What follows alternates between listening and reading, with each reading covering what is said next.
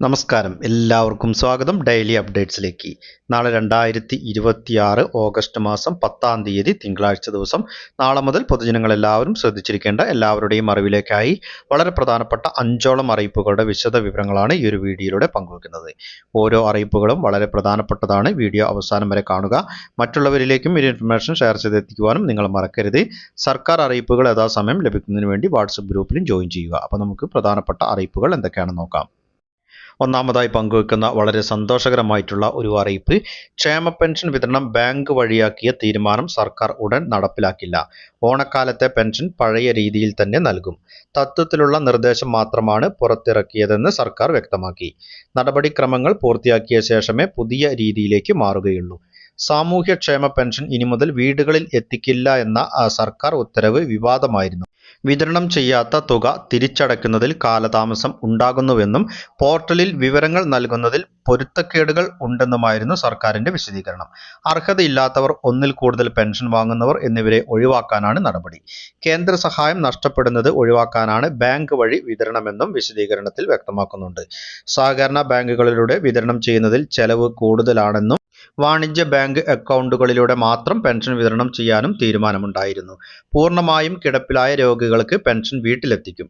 വിതരണം ചെയ്യാതെ ശേഷിക്കുന്ന പെൻഷൻ തുകകൾ സമയബന്ധിതമായി സർക്കാരിന് തിരിച്ചടയ്ക്കുന്നതിലുള്ള കാലതാമസം, സേവന പോർട്ടലിൽ ആവശ്യമായ രേഖപ്പെടുത്തലുകൾ യഥാസമയം നടത്തുന്നതിലെ വീഴ്ച, അതുവഴി ഉണ്ടാകുന്ന റീകൺസിലേഷൻ സംബന്ധമായ ബുദ്ധിമുട്ടുകൾ, ആധാർ അധിഷ്ഠിത പെൻഷൻ വിതരണം പൂർണ്ണമായി നടപ്പിലാക്കാത്തതിനാൽ അർഹതയില്ലാത്തവർക്കും ഒരേ വ്യക്തിക്ക് ഒന്നിലധികം തവണയും പെൻഷൻ വിതരണം ചെയ്യപ്പെടുന്ന സാഹചര്യം നിലനിൽക്കുന്നത്. പെൻഷൻ വീടുകളിലെത്തി വിതരണം ചെയ്യുന്നതിനായി സഹകരണ സംഘങ്ങൾക്ക് ഇൻസെന്റീവ് ഇനത്തിൽ വരുന്ന ചിലവ്, വീടുകളിലെത്തി പെൻഷൻ വിതരണം ചെയ്യുന്ന രീതി തുടരുന്നതിലൂടെ ഡയറക്റ്റ് ബെനിഫിറ്റ് ട്രാൻസ്ഫർ സംബന്ധിച്ച കേന്ദ്ര മന്ത്രാലയത്തിന്റെ നിർദ്ദേശങ്ങൾ പാലിക്കപ്പെടാത്തതിനാൽ കേന്ദ്ര സർക്കാർ നൽകുന്ന സാമ്പത്തിക സഹായങ്ങൾ സംസ്ഥാന സർക്കാരിന് നഷ്ടപ്പെടുന്ന സാഹചര്യം എന്നിവ പരിഗണിച്ചാണ് തീരുമാനം എന്നാണ് ഉത്തരവിൽ വ്യക്തമാക്കുന്നത്.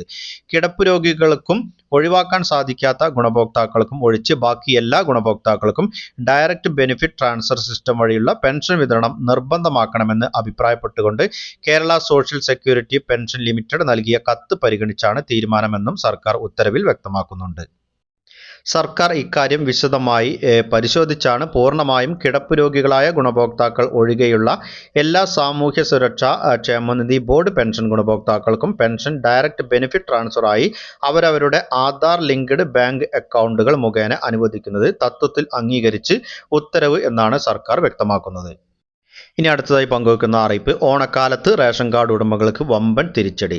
ഓണക്കാലത്ത് വിതരണം ചെയ്യുന്ന സ്പെഷ്യൽ റേഷൻ അരിയുടെ വില കുത്തനെ വർദ്ധിപ്പിച്ചു എന്നുള്ള റിപ്പോർട്ടുകളാണ് പുറത്തുവരുന്നത്.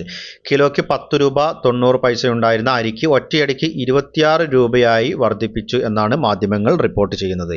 മുൻ വർഷത്തെ അപേക്ഷിച്ച് കിലോയ്ക്ക് 15 രൂപ 10 പൈസയുടെ അപ്രതീക്ഷിത വർധനവാണ് ഇത്തവണ ഉണ്ടായിരിക്കുന്നത്.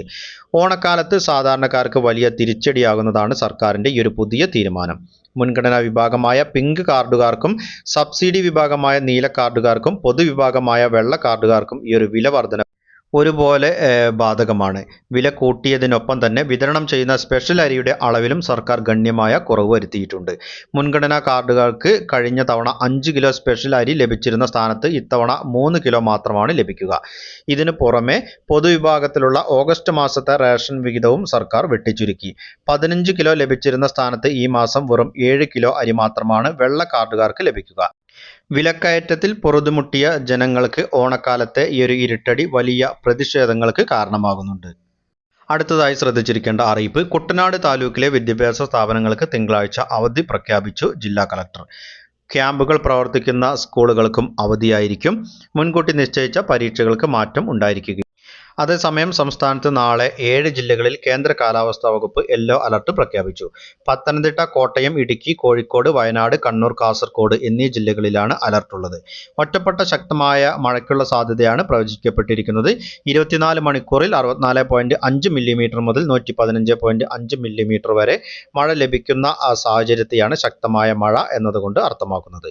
പൊതുജനങ്ങളുടെ അറിവിലേക്കായി വളരെ പ്രധാനപ്പെട്ട അറിയിപ്പുകളുടെ വിശദ വിവരങ്ങളാണ് പങ്കുവച്ചത്. പരമാവധി ആളുകളിലേക്ക് ഈ ഇൻഫർമേഷൻ ഒന്ന് ഷെയർ ചെയ്തെത്തിക്കണം.